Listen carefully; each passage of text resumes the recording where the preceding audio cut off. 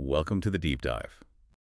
So our mission today is, well, it's simple, but it might be a little dangerous to some of those ideas we hold sacred. A little bit. We're taking a deep, critical look at a stack of sources examining the lives of history's greatest thinkers. The people who built the intellectual blueprints for existence, ethics, society. All of it. And we are intentionally stripping away that revered image of pure, detached rationality. We really want to see the man behind the magnificent system. Right. And it's more than just being critical. I think it's necessary for true understanding. We have this tendency to view philosophers as these living deities of logic, Right. people who stand above the messy fray of human impulse and biology. What our deep dive reveals, though, is that they were often right in the middle of that mess. And maybe the mess is what created the genius. Exactly. Perhaps the mess is precisely what birthed the brilliance. Okay, so let's unpack this. The core question driving this entire deep dive is, I think, pretty profound. Can you be a genius visionary, writing the definitive guide for a perfect society, or defining the ultimate meaning of existence, and yet fail miserably at simply living your own life? Yeah.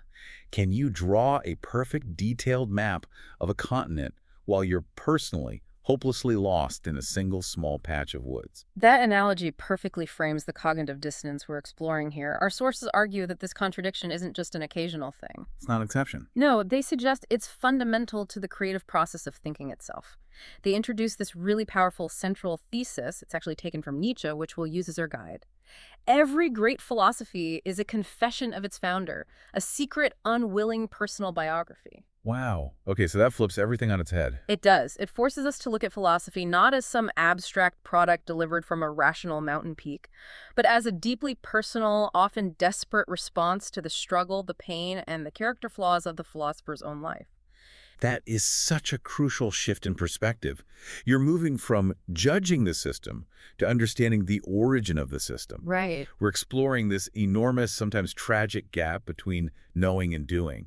We're looking at these cartographers who drew the perfect sea charts, but whose own ships were constantly running aground on the reefs of their personal lives. And we find that struggle, that attempt to reconcile the ideal blueprint with the messy reality, it creates this tension that generates phenomenal intellectual energy. The very attempt to rationalize their own personal chaos often resulted in a system that claimed universal truth.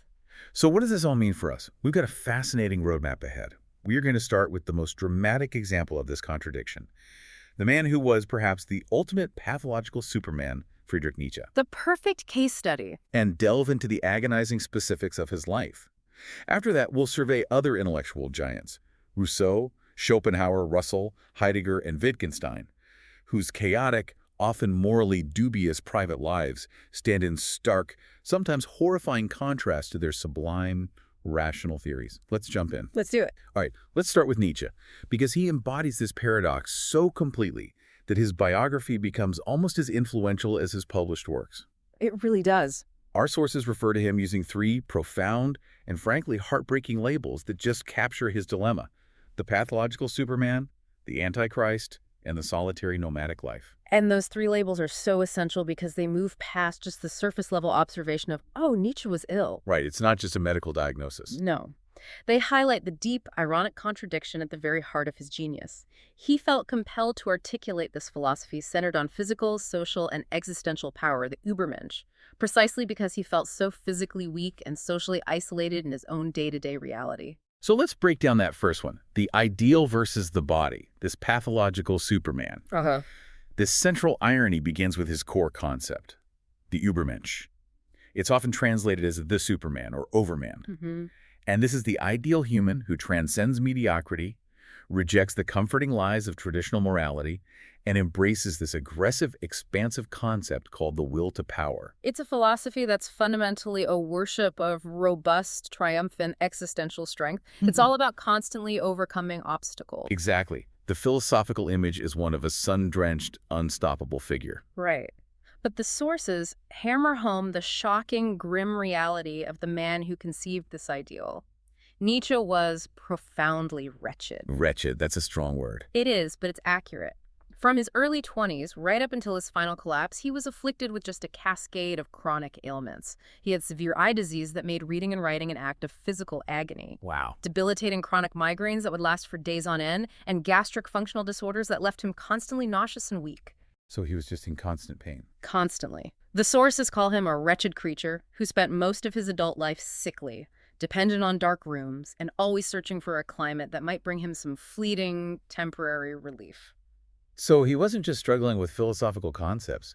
He was literally struggling to exist every single day. That's it. Which makes his philosophy this massive cry for strength and power, less an instruction manual for humanity, and more a form of desperate psychological compensation. That is the most compelling interpretation that comes out of our sources. His philosophy was this heroic, if agonizing, psychological response to his frail body. He consciously decided that if his physical self was trying to confine him to a bed, his intellectual self would soar higher than anyone else. It was a conscious choice. He saw it as a necessity to mine energy from his pain. He believed that, and this is a quote, disaster gave them the strongest weapon to know life. He strove for intellectual excellence, forging the Übermensch in the realm of ideas, specifically to avoid becoming what he called a dwarfed pygmy, which he feared his physiology was turning him into. So it was an attempt to achieve a kind of physiological transcendence through sheer mental force. Precisely. And this also contextualizes his rejection of traditional morality. I mean, if you're constantly suffering and no traditional God is providing you any relief, the only recourse is to say, fine, I will become my own God and my suffering is my greatest asset. Right, he had to celebrate it. He had to. His system required him to celebrate the affirmation of life, even in its most painful aspects, because if he had admitted defeat to his chronic illness, his entire system would have crumbled. The illness dictated the philosophy. And here's where it gets really interesting and just profoundly sad, because the end of his life provides the ultimate tragic demonstration of that gap between the philosophical ideal and the human reality. The final collapse is agonizing to read about. It's 1889, he's in Turin. He witnesses a coachman whipping his horse, and he reportedly throws his arms around the animal, just collapsing into tears. And that was it. That was the moment. That moment marked the descent into what was called insane paralysis. The sources confirm this was likely the result of tertiary syphilis contracted earlier in his life. They specifically mention a visit to a brothel years prior. So the great reassessor of all values, the man who preached self-mastery and conquering pain, fell into a decade of complete and utter madness. He became a shell of himself. Yes. Gone. Utterly. For 10 years, he was completely dependent on his mother and then his sister. He needed infant-like care, he couldn't communicate coherently, and was physically and psychologically just disempowered. So he ended his life as the total antithesis of the Übermensch he had spent 2 decades defining. The complete opposite. His life, in its closing decade, actively refuted the philosophical strength he championed. Let's move to his ideological war then, the Antichrist. He waged this with equal ferocity. I mean, the big title alone tells you everything. It does. But this wasn't just some intellectual position for him. He was deeply, violently personal. He was the son, grandson, and great-grandson of Lutheran pastors. Can you imagine? He grew up in what our sources call a poisonous atmosphere of rigid small-town piety. That religious background provides the necessary psychological tension for his philosophical explosion. Imagine being steeped in that environment, only to conclude that the central moral framework of your entire ancestry, Christianity, is fundamentally built on weakness, resentment, and a slave morality. So his furious attack on Christianity, where he famously declared that we had killed God and called the religion garbage. The greatest embezzler of mankind. That was a direct, almost frantic rebellion against his own family legacy. He was consciously trying to provoke his own ancestors, not just a system of thought. He absolutely was. But if he was rebelling against clerical strictness and preaching this Dionysian ecstasy, this unrestrained life affirmation and the will to power, you'd expect his life to be a riot of sensual experience. You would. And yet, the paradox is profound. He lived a life of almost secular asceticism. That's the clerical paradox that never left him. Despite advocating for the affirmation of passion and praising these brutal, unrestrained figures like Cesare Borgia to counteract Christian compassion, his own lifestyle was remarkably monastic and secularly strict. So no wild parties. None. He was noted for being awkward and almost cripplingly inhibited in social situations, and utterly ascetic regarding sex. He never truly connected intimately with anyone. The psychological tightness of his pious upbringing remained. It was just channeled now not into religious devotion, but into extreme intellectual discipline and physical restraint. So the revolutionary ideas were held prisoner by the reserved temperament. Yes, that's a great way to put it. And if that internal contradiction wasn't painful enough in life, our sources detail this profound post-mortem betrayal of his ideas, maybe the cruelest irony of all. The tragedy continues even after his death. Nietzsche, who was a champion of individual freedom and a virulent despiser of anti-Semitism. He hated anti-Semitism. Despised it. But he had his life's work, specifically his anti-Christian, elitist ideas, perverted and rearranged by his own sister, Elizabeth Förster Nietzsche, and her deeply anti-Semitic husband. So his own family did this? His own sister. She actively doctored his notes, created the Nietzsche archive, and allowed the Nazi regime to wrongly label him their godfather or precursor. Which is just a profound insult. For a thinker who valued individual freedom and intellectual honesty above all else, being twisted into a totalitarian idol and a symbol of what he despised was the ultimate betrayal. A philosophical horror story. His life was proof that the idea of the Übermensch must be taken with extreme caution, and his afterlife was proof of how easily profound ideas can be weaponized by the mediocre. Let's discuss that third label, the solitary nomadic life. We often picture him wandering, thinking great thoughts. This geographic wandering moving constantly between the Swiss Alps, Venice, Turin, the Italian coasts. It sounds romantic. It does sound romantic. But the sources make it starkly clear. This wasn't some lofty philosophical choice for intellectual freedom. Not at all. It was a desperate physical search for a climate that could relieve his chronic, debilitating pain. He was a refugee from his own body. He was just trying to feel better. That's all it was. He was constantly migrating, hoping the air quality in Venice or the altitude in Sils Maria would provide a reprieve from the migraines and nausea. But this nomadic existence was more than just a flight from physical pain. It represented a kind of social and psychological bankruptcy. The sources paint him as paranoid, extremely sensitive, and so awkward he couldn't form lasting bonds. And the most detailed example of his emotional failure centers on Lou Salome.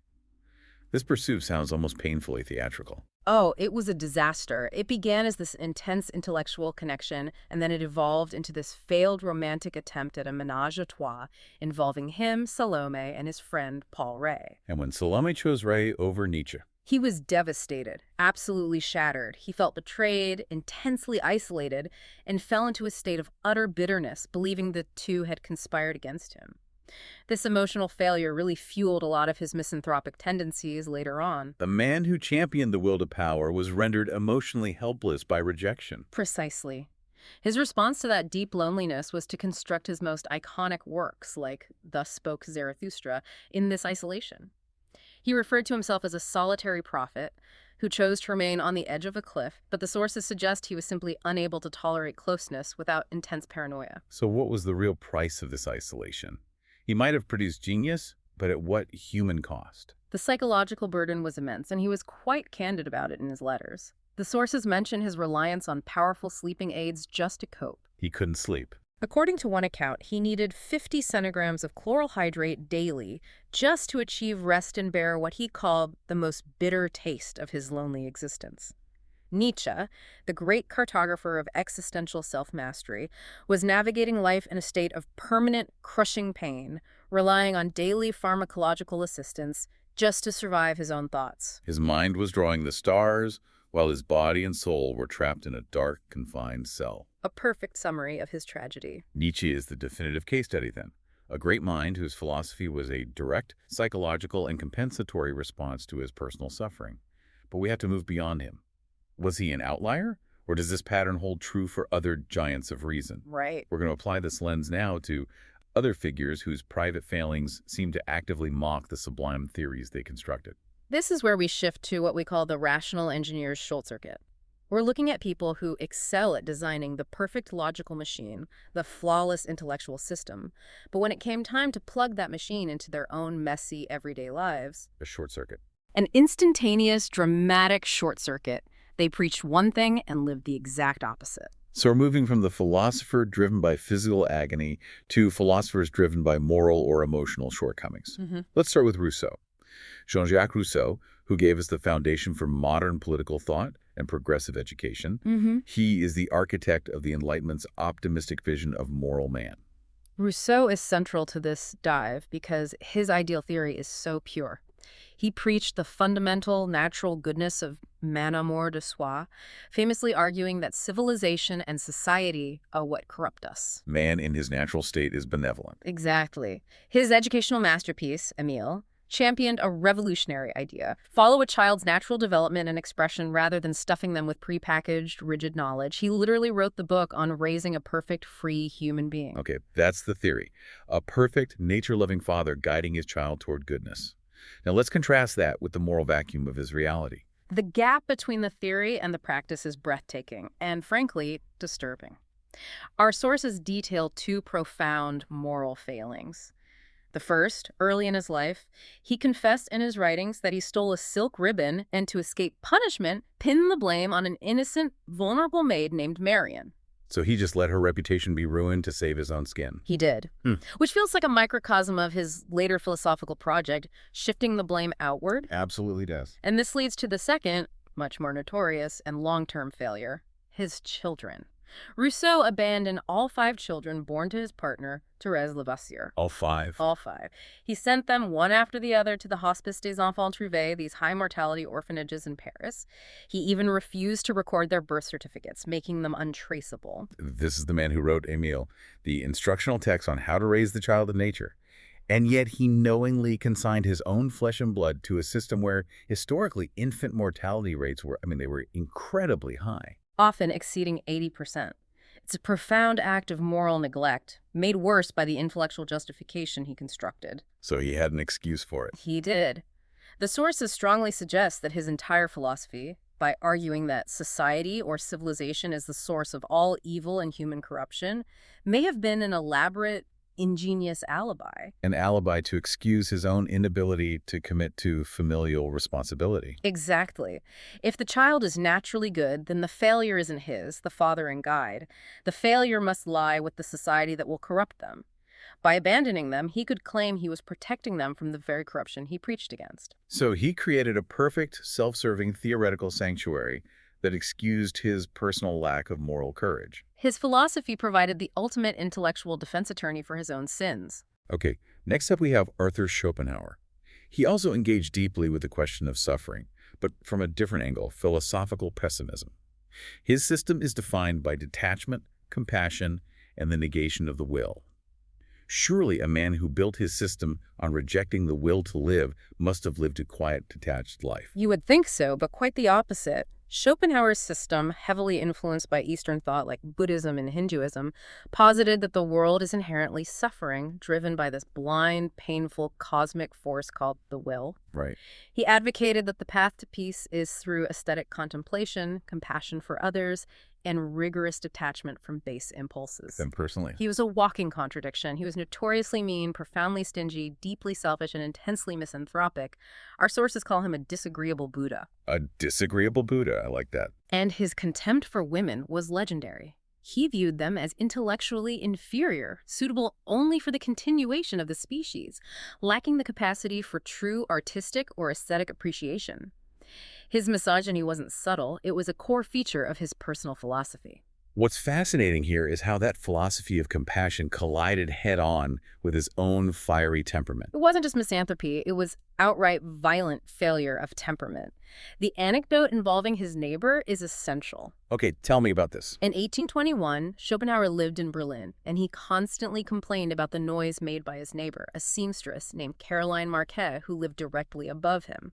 When his complaints were ignored, he physically assaulted her. He assaulted her. Pushed her down a flight of stairs. Wow. He acted out the very will he claimed must be negated. He did. Marquet sued him for damages and injuries, and Schopenhauer was found guilty. He was legally forced to pay her compensation annually, a financial obligation that only ended upon her death 20 years later. So every year, he had to pay this woman, a constant, humiliating reminder of his utter inability to manage his own anger and cruelty. The very will he sought to transcend through philosophy. His life became the most intense embodiment of the suffering and conflict he claimed to want to eliminate from the world. All right, moving to the 20th century, we have Bertrand Russell. He is perhaps the ultimate intellectual beacon of the modern age, the rational lighthouse, the man who married math and philosophy, striving to eliminate ambiguity entirely. Intellectually, Russell was a genuine giant. He and Alfred North Whitehead co-authored the monumental Principia Mathematica, striving to ground mathematics in solid, unassailable logic. He was a celebrated liberal pacifist, a public intellectual, the very image of clear-headed scientific reason. He won the Nobel Prize. So if anyone should have been able to apply reason to his personal life, it was Russell. You'd think so. But the sources describe his romantic life in stark terms. Emotional wreckage. The contrast between his intellectual precision and his emotional chaos is stunning. He married 4 times and had countless mistresses throughout his life. His approach to intimate relationships, like his treatment and later abandonment of his first wife, Alicia, was often described by biographers as cold, detached, and utterly lacking in real, compassionate empathy. Wait, how did his mathematical rigor contribute to his personal coldness? Did he try to solve his relationships like a logic problem? That's a fascinating insight, and the sources support it. Russell sought certainty in logic because he couldn't find it in emotion. He seemed to approach human interaction with the same calculating detachment he applied to set theory. So when a relationship stopped yielding the desired emotional result, He discarded it with the coldness of a mathematician discarding a flawed proof. He was known as Dirty Birdie, not necessarily for depravity, but for his intellectual justifications for unconventional morality, which often came off as detached and self-serving. and he also wrote extensively on raising children, but his own family life suffered terribly too. Despite advocating for rigorous scientific child-rearing in his essays, his high-minded theories did not survive contact with his domestic reality. His relationships with his own children and grandchildren were poor, distant, and often strained, tragically contributing to mental breakdowns and, in one instance, suicide among family members. So the philosopher who could build a system for the universe couldn't sustain a healthy family unit. He couldn't. And even his high-minded political views, his lifetime commitment to pacifism, short-circuited under intense emotional pressure. How so? The great pacifist, the man who went to jail for his anti-war activism in World War I, displayed intense emotional fear during the height of the Cold War. In the late 1940s, out of profound, intense anxiety over Soviet expansion and the perceived danger of communism, he shockingly advocated for a preemptive nuclear strike against the Soviet Union. A preemptive nuclear strike. Yeah. From a lifelong pacifist. It was an incredible moment of cognitive dissonance. It just demonstrates how even the most rational giants, whose identities are built on fixed, logical principles, can be entirely driven by raw, overwhelming emotion. In this case, fear overriding their own established moral and logical codes. The system collapsed when the stakes became existential. Exactly. Let's look at 2 more figures of the 20th century, Heidegger and Wittgenstein, who offer unique examples of philosophical ideals short-circuiting in the face of human impulse and desire for control. Okay, let's start with Martin Heidegger, the philosopher of being. His work, Sein and Zeit, Being and Time, explored profound questions of authentic existence, or Dasein. Authenticity. Right. Authenticity, according to his philosophy, requires an honest, deep engagement with existence, tradition, and one's place in the world, rejecting the triviality of they-self. The highest philosophical ideals. Yet he was swiftly seduced by temporary, trivial political power, leading to his deepest moral failure. It's genuinely shocking how quickly he threw away the philosophical integrity he stood for. In 1933, Heidegger joined the Nazi Party and became the rector of the University of Freiburg. He just joined the party. He did. He publicly embraced the regime, making pro-Nazi statements, and infamously betrayed his Jewish mentor, Edmund Husserl, by removing the dedication to him from later editions of Being and Time.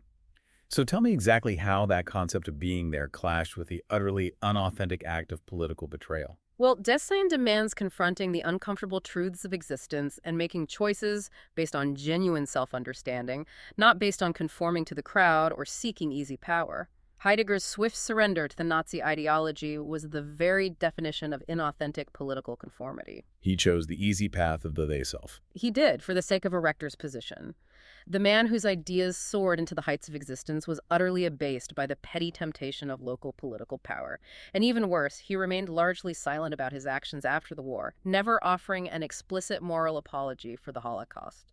Which just cemented his lifelong inauthenticity. It did. It's a powerful illustration of the fragility of even the most sophisticated intellectual defenses when faced with tribalism and fear. Now, what about Ludwig Wittgenstein, the absolute master of precision in language and logic? Wittgenstein was obsessed with boundaries, the boundaries of language, the boundaries of thought. He sought absolute clarity in thought and, parallel to that, extreme personal purity in life. He believed that whereof one cannot speak, thereof one must be silent, suggesting logic could purify the chaos of life. But his life was defined by extreme internal tension. Immense tension, and it often manifested as violence against others. Violence. Indeed. Despite his obsession with purity and clarity, he struggled immensely with controlling his primal impulses. When he was briefly a primary school teacher, he displayed violent outbursts, physically punishing students he found slow or obtuse. So he was hitting children. It resulted in at least one serious injury.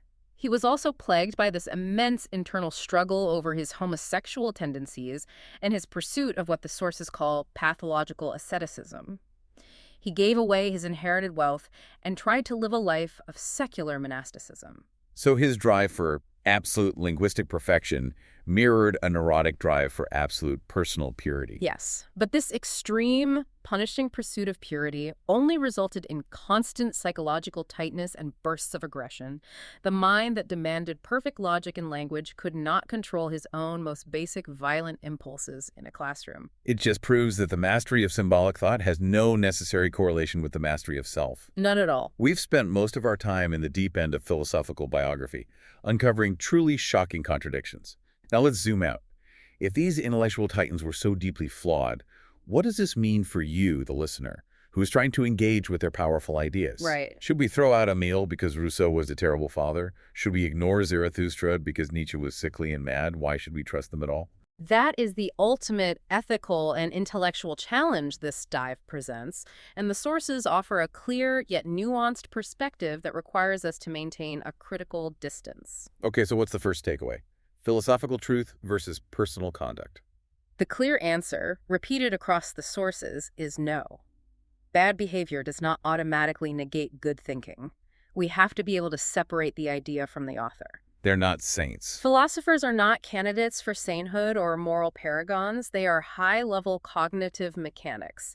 The depth and integrity of their thought, the rigor of their system, should not be automatically discounted by their personal vices or quirks. So we can still appreciate the perfect jet blueprint even if the engineer can't personally fly it without crashing. Precisely. We need to evaluate the ideas on their intellectual merits. Rousseau's profound insights on progressive education and the necessity of cultivating natural curiosity remain profoundly influential and valid, regardless of the fact that he abandoned his own 5 children. The truth of the statement, the coherence of the system, stands separate from the moral health of the person who conceived it. It has to. But the sources make a strong distinction between philosophers and artists here, right? We seem to treat the moral failings of philosophers differently. This is a key insight we can call the asymmetry of genius. Bad behavior sometimes boosts an artist's reputation.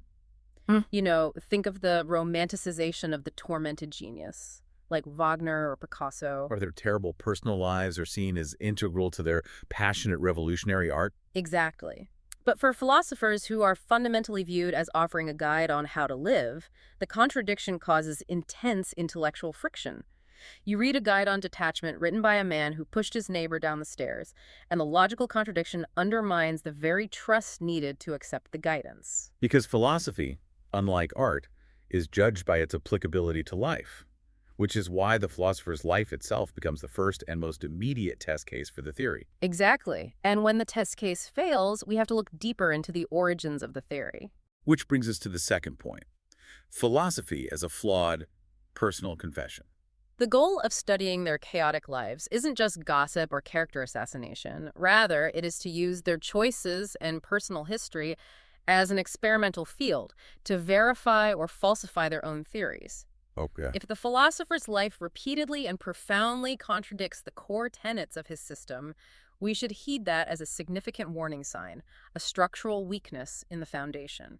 In other words, look at the life not to necessarily invalidate the insight itself, but to understand the psychological origin of the insight. That is the core takeaway. The sources reveal that life's hardships, deep-seated desires, or character defects didn't just happen alongside the philosophy. They actively and sometimes brutally formed the philosophy. Right. Schopenhauer's extreme pessimism and rejection of the will stemmed directly from his profound lack of induction, his paranoia, his fear of commitment. He couldn't cope with the will in his own life, so he elevated its negation to a universal truth. And Nietzsche's Übermensch was an ambitious cry born out of the weakness and pain of his sickness. Precisely. These theories are crystallized, intellectual responses to deep personal suffering or chronic character flaws. They are self-portraits painted in the guise of universal, objective truth. If you understand the trauma or the neurosis, you gain a deeper, more accurate understanding of the genius. Let's go back to Russell for a moment. If his emotional life was chaotic, how did that form his philosophy of strict logical certainty? Russell's cold, almost mathematical approach to relationships and morality may have been a necessary psychological mechanism. He was trying to find refuge. The world of logic and mathematics offered the cold, hard certainty he desperately craved, but could never achieve in the hot, chaotic mess of his emotional life. So the impossibility of certainty in his private sphere drove him to dedicate his life to proving its existence in the public intellectual sphere. You could absolutely argue that. Which leads to the final point, this enduring gap between knowing and doing. Ultimately, what these biographies highlight is the profound and eternal gap between intellectual ability and moral capacity. They excelled at building the logical system, but they often failed the practical moral test of life. It's the difference between being a brilliant strategist and a terrible soldier. Philosophers excel at constructing perfect, logical, systemized structures. Whether it's Rousseau's The Social Contract outlining perfect societal rules, or Heidegger's lofty theories of existence demanding authentic living. They create systems too heavy for the human who conceived them. Yeah. When those perfect systems face the test of their own messy political realities, like Heidegger's quick surrender to Nazism or private morality, they often crumbled because the thinker's own human impulse proved stronger than his intellectual dedication. The system only worked in the abstract, not when confronted with fear, vanity, or desire. Right, and perhaps the most candid and most human confession of this tension comes, ironically, from the rational giant himself, Bertrand Russell. What did he say? It's a moment of devastating honesty that just cuts through the lofty language of philosophy. Russell, who dedicated decades to the pursuit of pure logic, confessed in a letter that he often found sexual intercourse more appealing than philosophy. Wow. And even more striking, he admitted that he wrote books largely to pay the constantly flying bills. Okay, that's incredibly human. It is. This confession encapsulates the profound, often humiliating tension between soaring intellectual dedication and the constant drag of basic biological human impulse, physical desire, and financial necessity. The life of the mind, even for the greatest minds, is always tethered to the life of the body. We've reached the end of our deep dive into the lives of history's intellectual titans. What we've seen is that the greatest intellectual maps of humanity, the blueprints for ethics, politics, and existence, were often drawn by people who were themselves profoundly lost, struggling intensely with desire, prejudice, crippling physical pain, and profound moral contradiction. The takeaway for you, the learner, is threefold. First, we learn immensely from the perfect sea charts they drew, the philosophical systems that are logically sound and help us understand the world. Second, we must heed the warning signs of the uncharted reefs, their personal moral failures and character flaws, which they discovered the hard way. Right. The study of philosophers behaving badly is essential to remind us that deep, penetrating thought and high moral excellence are often non-symmetrical qualities. It makes them deeply human, but it also compels us to question their systems with renewed rigor. It has to. The sources suggest that if a philosopher promoting justice and truth acts consistently with deceit, paranoia, or cruelty, we should be highly cautious about accepting their guidance without scrutiny. Knowing that these great thinkers were so deeply human and that their philosophies were forged in the crucible of personal heat and neurosis raises an interesting final question for you to consider. If a philosophy is merely a confession, how do we distinguish between an idea that genuinely guides humanity forward and one that simply serves as an ingenious self-serving alibi for the philosopher's own sins?